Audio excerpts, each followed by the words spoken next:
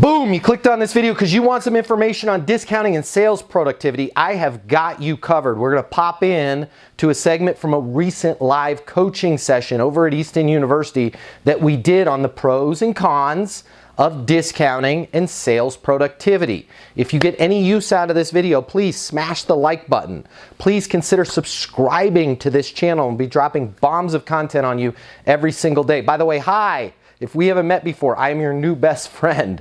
You're my new best friend. I need friends like you that think about things like discounting and sales productivity because we're a small group. We think about this stuff. My name's Matt Easton. I'm the founder of Easton University. It's the most effective sales coaching in the world. Let's take a look from a quick segment from our weekly live sales coaching where we talk about this exact subject, discounting and sales productivity. You know, I'm thinking 24/7 about you guys and how you can make more money, how you can get more done, how you can have more fun. And if you've got a coach like me thinking 24/7, 365 about sales, sometimes some weird stuff. I'll save you most of the really weird stuff, but sometimes some weird stuff pops into my head. And this morning, something very weird popped into my head. And I want to talk to you guys about training wheels. Nobody saw that one coming. The training wheels that you put on your bikes. We were doing some cleaning out of our garage and there was a bike and it had some training wheels on it and it got me thinking about training wheels. What do you guys think about training wheels? Are they good? Are they bad? Should you use the training wheels if you're going to teach a kid today to ride a bike? What are the limitations of training wheels? I want to hear from you guys. Somebody unmute yourself. What's up with training wheels? Are they good or are they bad? I think they're good to some extent. Good. It can be a prolonged process, but yeah, I think it's good. I'll give you my legal answer. It depends. It depends. Why would you say it depends? On the experience of the rider. And at what point do they go from good to bad? Well, if someone has ridden a bike like myself, I don't think I would need training wheels. However, if someone is new and a child or learning to ride a bike for a first time, I think that they're outstanding because they give a sense of security and confidence. I hear you. Sense of security, sense of confidence. Go ahead. Who else? Could it possibly give a false sense of security that you would be having it too long and then when you get off of it, you're not in the real world anymore? It's funny you say that because I did some research today and I came up with some stuff about training wheels and that was the first one. They create a false sense of security leading to overconfidence and potentially dangerous situations. Why the heck are we talking about training wheels? Okay? Hey, you guys can make up your own mind after this coaching session. I am not going to tell you there's a right way and a wrong way to do things, but I want to point out an observation for you guys that I had this morning. Discounts and your ability to give them to your clients, I'm going to throw it out there, is the training wheels for your sales career. And if you really want to go fast, if you want to win to the Tour de France, if you want to be in X Games and you want to do backflips on your BMX bike, if you want to climb all the way to Leadville, Colorado at 10,000 feet on a mountain bike, you're not going to be able to do any of that with training wheels. And what I have noticed over my career is training wheels and discounts have a lot in common. Let me give you an example. The first one that was just brought up, false sense of security. Having the ability to discount, I'm going to go out on a limb right now and tell you that gives you a false sense of security, leading to overconfidence and potentially dangerous situations. If Roth is my manager and I have the ability to cut my price by 30%, I have a false sense of security that I'm going to get this deal. And instead of figuring out what's deeply important to that client, guess what I'm going to do? I'm going to lean on my training wheels. Every time it gets a little sideways, well, hey, why don't we just give, hey, if you guys could close this deal by the end of the month, what I can do is I can give you 20% off, right? It creates a false sense of security leading to potentially dangerous situations, which is why, at least in my 30 plus years when I was just a W-2 salesperson, Why I would lose deals where I was like, I for sure that they told me it was going to come in. I offered him a great discount. Deal never came in. The next thing that popped up on the internet about training wheels, they can slow down the learning process. And children may not learn the proper balance as quickly without them.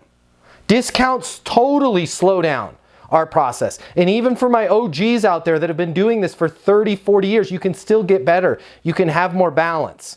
But as soon as things start to get unstable, what do? We start to think about, well, what if I could, hey, I get it, guys, that you don't need the reporting dashboard. How about we do this? If I could take a little bit off, right? Does it make sense to close the deal? We have to learn to get comfortable in uncomfortable situations. And most of the time, and again, I'm not trying to sway you to totally go away from discounts.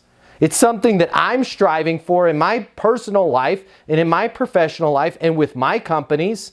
My people are not discounting anymore. It's new policy. We're not doing any discounting for any reason, right? The value is either there or it's not there. And if you want to once a quarter, twice a year, once a year, huddle up on our pricing to make sure our pricing is where it needs to be. By the way, it should be a lot higher. We can talk about it then. But you got to get comfortable with being in uncomfortable situations. Let me give you another one. Training wheels. This is training wheels. This is what came up on the internet for training wheels for kids' bicycles.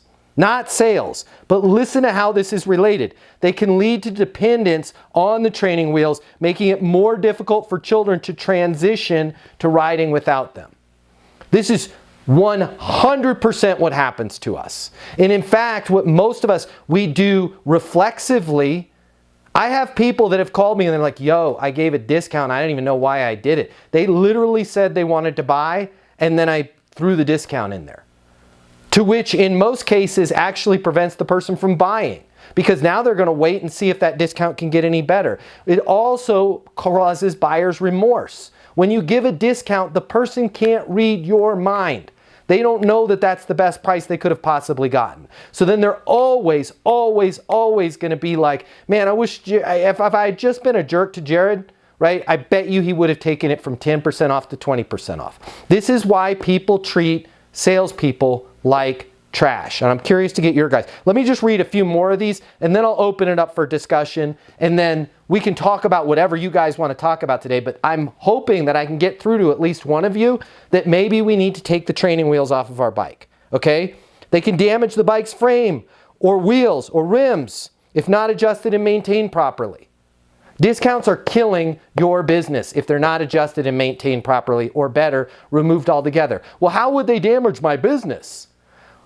Because you're giving away discounts that's your top line revenue. That's the revenue that goes to R&D. That's the revenue that goes to your salary. That's the revenue that goes to us improving our offices, improving our products, improving our solutions. And if we don't maintain them, what happens? I forget that I offered Roth this discount. Then I offer something to somebody else. And then my customers talk to each other. Boom, head-on collision. Well, I got 30% off. What? You got 30% off? I've been paying full price for the last 5 years.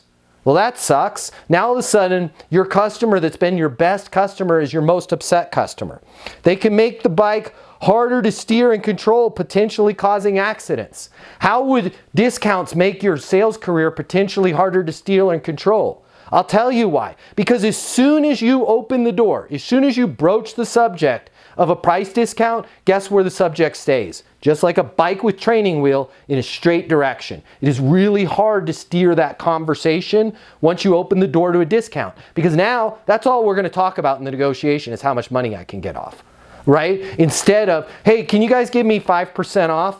Hey, so, Tony, you had the price for 3 months. What's changed? Well, what's changed is we're just ready to buy right now. And, I'm really looking for a discount. I'm sorry, we don't discount. That's a shame because that would really help me make this decision right now. Well, Tony, when we were talking about this, you had said that not having the ability to have this app on your site was costing about $7,000 a week in productivity, and it's been 3 weeks since you've had the contract. According to my math, adding up what you had come up with there, we're at 21 grand.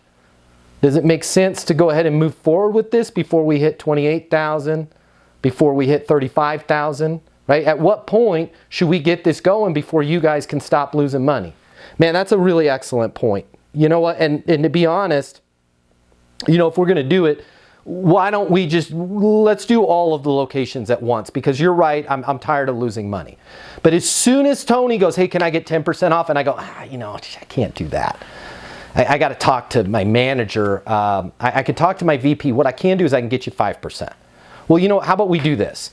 Let's table things for right now. Let your manager know we're really serious. We're looking at doing all locations. If you could do a 10% if we do the one location and a 20% if we do all the locations, I think we'll have a deal. Now that's all you're talking about. Now you're going back to your VP, your VP's coming back, and it's never good enough, and Tony's not satisfied, okay?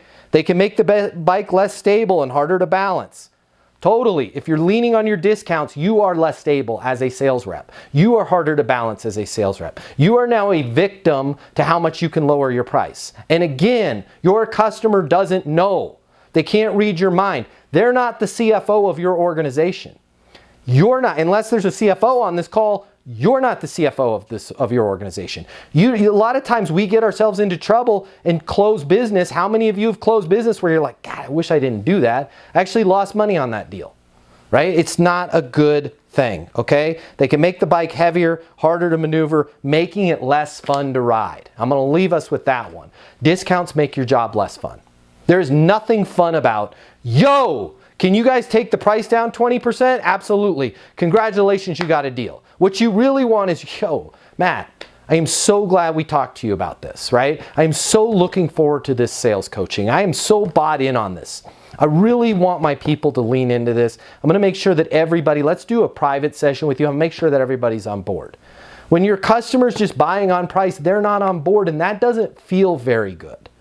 That feels to like, if you're a single person and you've got a lot of money, that feels like somebody dating you just because you have a lot of money. It's no difference. It's the same thing. If you're going to get business because you discount, that's the same as like going out with people because you have a lot of money. Neither way makes you feel very good about yourself, because it's all about the money at that point. It's not that they really want to be with you. It's not that that client really wants what you have. It's that you offered the lower price at the time. So I want to leave you guys with that. Think about your training wheels that you're doing right now. Think about maybe taking them off your bike, and the best way to do it is just to say, hey, new policy. We don't have training wheels anymore. I don't discount. Price is what it is. We set the price fair. I looked at your deal. I scoped it out. This is what you need to solve this problem. This is what you need to achieve the result. Well, I'm going to go someplace else because they got a lower price. I get it. It's an important decision. Only you can make that decision. I think we found the right solution for you here. Can you do me a favor? Sure, what is it? When you're talking to that other company, right? If anything changes, if it doesn't feel right, if you're feeling like they're not going to be able to solve the problem, if you feel like they won't be able to achieve the result, if you feel like they're not going to get you the policy that you need and they're merely focused on just buying your business, and at the end of the day you're like, why am I even doing this? Give me a call, because I'd love to be your agent. We'd love to be your software provider. I'd love to do the coaching for you. Okay, I know that I truly understand your situation. I know where you want to go, and I know how to get you there. But again, only you can make that decision. On the price, our price is fair, and we keep it fair to everybody. That's what it costs to work with us. Fair enough? And you're going to find a lot of those people are going to come back. And the ones that don't, were probably the customers that you didn't want in the first place. All right, so there you have it. A lot to think about in terms of discounting and sales productivity. Some pros, a lot of cons in my opinion, but good information all the way around. A lot for you to unpack and make your own decisions from. If you've gotten any use out of this video, if it's given you some new perspectives, please smash that like button. I want to know you're out there. Leave a comment. Consider subscribing to this channel. And if you want to know more about what we're doing at Easton University, consider checking this out. Sales reps, managers, business owners, entrepreneurs, what I'm about to tell you, this is gonna hurt, but trust me, it will be well worth it. I want you to think back to that excitement you had when you first got started. Maybe it was your first day. You thought about all of the lives that you were going to change with your amazing product, your business, your service, your solutions. And hey, let's be honest here, you were going to make a lot of money in the process of helping people, helping businesses change their lives. But it didn't work out exactly that way, did it? If you're anything like me, if you're anything like most people in sales, you found it was just a little bit more difficult to close those deals than you thought, or maybe you're struggling right now. Now, I warned you, this is the part that's going to hurt, but in order for this to work, you and I need to be honest with each other. I want you to think about all the reasons that you're not hitting your targets, all the reasons you're not making the sales that you had anticipated making. Is it the economy, your competition, your territory, your pricing? Maybe it's your manager, your product, your service, your solution. Here's the part that's going to hurt. There's a 94% chance it is none of those, and it's time you face reality. The reason why you have to work so hard just to close a single deal has nothing to do with the economy, nothing to do with your competition, your territory, your manager, your product, your price, your service. The reason why it's so hard for you is you simply haven't learned a better sales process. But wait, you've had sales training from your company. Yeah, I did too. You've read some sales books. I read just about every single one of them. Or maybe you're saying to yourself, well, I was always born a salesperson. Nobody is born knowing how to sell more than they're born knowing how to speak Cantonese or fly an F-22 fighter jet. And by the way, the right sales process is a lot easier to learn than a language or flying an airplane, but you still have to learn it. My name is Matt Easton. I'm the founder of Easton University, and if you'll let me coach you, I can show you how to sell more than you've ever imagined without being pushy, without being manipulative, without following some super complex system where you spend more time trying to figure out what stage your deal is in than actually closing deals. If you will let me coach you, you will never, ever find yourself blaming the economy, your products, your price, your manager, your territory, your competition again, because you're going to be in total control of the sales process and the outcomes. I've devoted my life to unlocking the perfect sales process, and I want to coach you the same way I've helped thousands of other people in the exact same position that you are right now sell a reported $3.47 billion, yeah, that's billion with a B, over the last 12 months. I've been where you're at right now. I know how to help you. I can show you in just a matter of minutes what will take you years of trial and error to learn on your own. Now, if you've made it this far, but you're saying to yourself, it can't be that simple, just trying a new sales process alone will not get me to where I want to go. I know exactly what you're feeling. I said those exact same things, and I was wrong. Having the right sales process changed absolutely everything for me. So I want you to do me and yourself this favor and spend just a minute or two over at eastonuniversity.com checking out what we've built. Now, if you spend a couple minutes and you decide that our coaching can't help you, it can't help you change everything about your career, everything about your life, no harm, no foul. You can continue to do things the way you're doing them right now.